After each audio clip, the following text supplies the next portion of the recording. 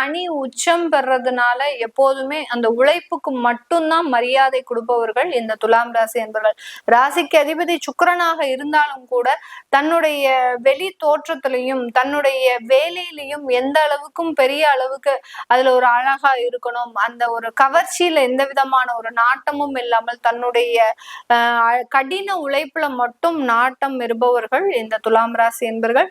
இவர்களுக்கு 2026ல வரக்கூடிய அந்த தமிழ் புத்தாண்டாகப்பட்டது ஒரு நிறைய ஒரு மாற்றங்களை கொடுக்கும். ஏன்னா உங்களுடைய 7ஆம் இடத்திலேயே வருடம் ஆரம்பிக்கும் போதே உங்களுடைய ராசி அதிபதி சஞ்சாரம் செய்கிறார். சூரியன் சுக்கிரன் சேர்ந்து சஞ்சாரம் செய்யும் போது சூரியன் அங்க உச்சம் அடைகிறார். 7ஆம் இடத்துல உச்சம் அடையும் போது லாபஸ்தானாதிபதி 7ஆம் இடத்துல உச்சம் அடையும் போது மிகப்பெரிய ஒரு பொருளாதார வளர்ச்சியையும் மிகப்பெரிய ஒரு தொழில் மாற்றத்தையும் அடைவதற்குண்டான ஒரு நேரமாக தான் இந்த தமிழ் புத்தாண்டு இந்த துலாம் ராசி என்பவர்களுக்கு ஒரு மிகுந்த ஒரு புத்துணர்ச்சியை கொடுக்கக்கூடிய ஒரு ஆண்டாக தான் இருக்க போகுது.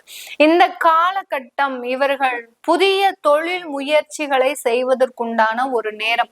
ஏற்கனவே தொழில்ல இருந்தாலும் கூட இந்த காலகட்டத்துல ஏதாவது ஒரு தொழில் புதிதாக ஆரம்பிக்கணும் அப்படின்ற மாதிரியான சில முயற்சிகளை செய்வாங்க.